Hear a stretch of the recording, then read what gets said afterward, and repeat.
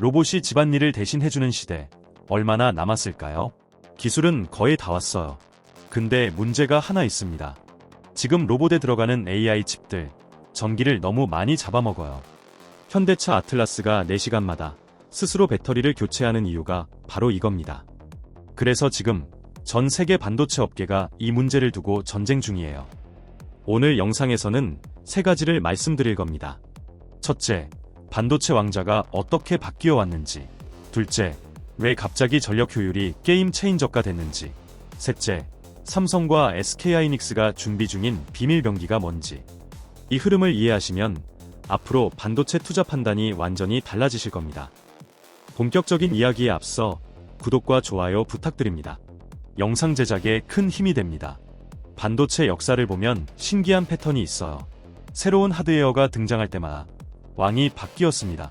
1990년대 퍼스널 컴퓨터의 황금기에는 컴퓨터가 연간 2600만 대씩 팔려나가던 시절이었죠. 그때 인텔은 반도체 세상을 지배했어요. 중앙처리 장치, CPU가 핵심이었으니까요. 국내 컴퓨터 회사들의 TV 광고 마지막에 항상 붙던 그 소리, 인텔 인사이드 기억나시죠? 메모리는 도시바, NEC 같은 일본 기업들 차지였습니다. 그런데 스마트폰이 나오면서 판이 뒤집어졌어요.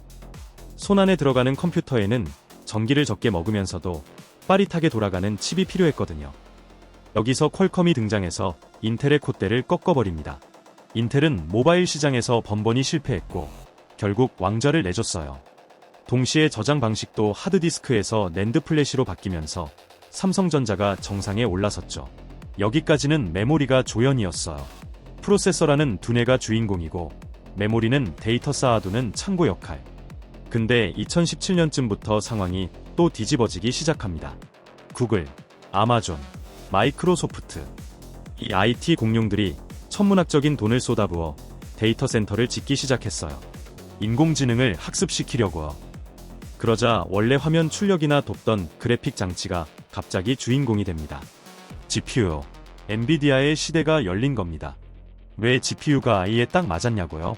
CPU는 복잡한 계산을 순서대로 처리하는 데 특화돼 있어요. 반면 GPU는 단순한 계산을 수천 번 동시에 반복할 수 있거든요. AI 학습이 바로 그런 작업이에요. GPU가 딱 맞아떨어진 거죠. 근데 여기서 재밌는 문제가 생겼어요. 아무리 GPU가 빠르게 계산해도 데이터를 전달하는 통로가 좁으면 소용이 없습니다. 평일 고속도로에 슈퍼카를 몰고 가면 빠르게 달릴 수 있지만 톨게이트만 들어가면 막히잖아요. 입구가 좁아지면 무조건 막힙니다. 슈퍼카든 모닝이든 가네요.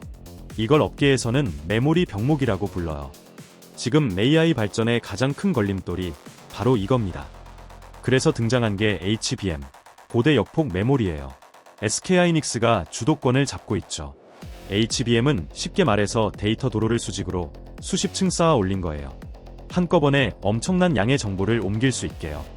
기존에는 메모리 칩을 옆으로 나란히 놨는데 HBM은 위로 겹겹이 쌓습니다. 최근에는 16층까지 쌓아 올려요. 2026년 2월 현재 상황을 보면 삼성전자가 HBM사를 세계 최초로 엔비디아에 공급하기 시작했고요. SK하이닉스는 엔비디아 차세대 AI 가속기 루빈에 들어갈 HBM4 물량의 55% 이상을 따냈습니다. 절반 이상을 싹 쓸어간 거예요. 지난해 10월에는 젠슨 황 엔비디아 CEO가 이재용 삼성전자 회장, 정의선 현대차 회장이랑 치맥 회동을 가졌죠. 러브샷까지 했다는 뉴스 나왔잖아요. 마이크론은 초기 공급에서 탈락했다는 소식도 들려오고요. 문제는요, 칩을 높이 쌓다 보니까 만들기가 너무 어려워졌어요. 대량 생산이 구조적으로 힘들어진 거죠. 그래서 공급 부족이 생기고 오히려 가격 결정권이 메모리 제조사 쪽으로 넘어왔습니다. 젠슨 황 CEO와 이재용 회장, 정의선 회장이 깐부치킨 먹을 때 칩 설계자, 메모리 생산자 간의 치킨 게임이 끝난 겁니다. 생산자가 주도권을 가지는 시대가 온 겁니다. SK하이닉스가 꿈의 수익률 58%를 찍었다는 뉴스는 괜히 나온 게 아니에요. 46%인 애플보다 12%나 수익을 더 냈다는 겁니다. 일반적인 제조업 평균 수익률이 5에서 10%인데 애플보다 그만큼을 더 벌은 셈인 거죠. 여기까지가 현재의 상황입니다. 근데 진짜 중요한 건 지금부터예요. 여기서부터 집중하셔야 됩니다. 엔비디아가 흔들리는 이유 들어갑니다. 지금까지 A는요, 시원한 에어컨 나오는 데이터 센터 안에서 돌아갔어요. 한 곳에 몰려있고 고정돼 있으니까 전력 통제도 가능했지만 효율적으로 냉각시키고 문제가 생기면 서버룸에 들어가서 해결이 가능했어요. 근데 앞으로 올 시대는 달라요. 피지컬 AI, 모니터 안에 갇혀있던 AI가 모니터 밖으로 튀어나오는 겁니다. 우리 곁에서 직접 몸을 움직이는 로봇의 시대가 오는 거예요. CS 2026에서 가장 뜨거웠던 키워드가 뭔지 아세요? 피지컬이었어요. 현대차의 아틀라스, 테슬라의 옵티머스, 중국 유니트리의 H1. 이런 휴머노이드 로봇들이 우리 집거실을 돌아다니는 풍경을 상상해보세요. 영화에서나 보던 그 로봇이 설거지를 하고 빨래를 개고 어르신 부축해드리는 거예요. 하지만 인공지능이 몸을 갖는 순간 엔비디아의 가장 큰 무기였던 압도적인 연산 능력이 오히려 족쇄가 됩니다. 왜일까요? 테슬라 옵티머스가 집안일 30분 도와주고 배터리 없다고 뻗어버리면 그게 무슨 로봇입니까? 인간의 삶을 효율적으로 돕기 위해 만들어진 게 로봇인데 사시사철 충전만 하다가 끝나면 차라리 내가 하는 게 낫잖아요. 엔비디아가 로봇용으로 제슨 소어라는 칩을 따로 만들긴 했어요. 근데 이것도 로봇 전체 전력의 28%를 혼자 잡아먹습니다. 업계에서는 양산 제품에 필요한 수준에 턱없이 부족하다고 평가해요. 데이터 센터에서는 전기를 무한정 끌어다 쓸 수 있었지만 로봇은 배터리 하나로 버텨야 하거든요. 이제 시장이 묻는 질문이 바뀌었어요. 누가 더 빠른가? 에서 누가 더 적게 먹고 오래 버티는가? 그래서 앞으로 반도체 전쟁은 성능이 아니라 와트 다이어트에서 승패가 갈립니다. 전기를 얼마나 적게 쓰면서 기민하게 움직일 수 있느냐. 전력 대비 성능비 싸움이에요. CS 2026에서 주목받은 피지컬 AI 반도체들의 핵심 경쟁력이 뭐였냐고요.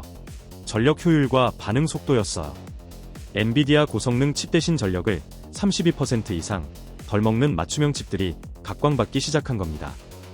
로봇에게는 최적화된 가볍고 효율적인 전용 두뇌가 필요해요. 그리고 실시간 반응 속도가 곧 생명이에요. 예를 들어볼게요. 로봇이 계단을 내려가다가 발을 헛디뎠어요. 이때 잠시만요. 클라우드 서버에 물어보고 올게요라고 한다면 이미 넘어져서 산산조각 난 뒤겠죠.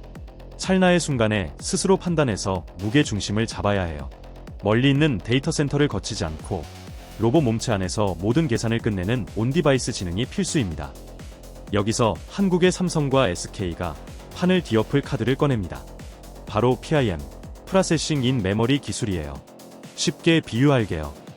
기존에는 계산하는 사무실과 서류 쌓아둔 창고가 멀리 떨어져 있었어요.